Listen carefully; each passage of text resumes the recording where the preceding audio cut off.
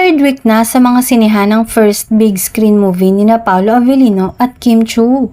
At tiyak na lalaki pa ang kinita nito dahil bukod sa domestic gross ay madadagdagan pa international screening nito.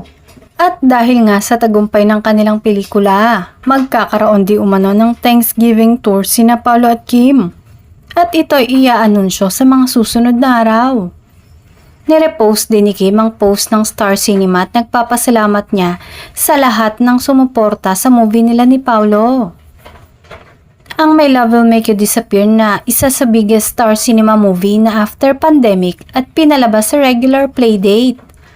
Pinasalamatan ni Paolo Avellino ang lahat ng mga sumuporta at nanood ng pelikulang My Love Will Make You Disappear.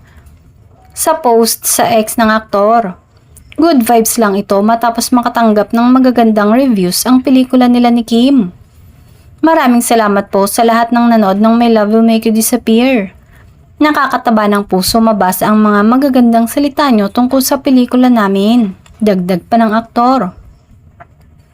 Inanyayahan na rin ni Paolo ang mga netizen na patuloy na suportahan ang nasabing pelikula na hanggang ngayon ay showing pa rin.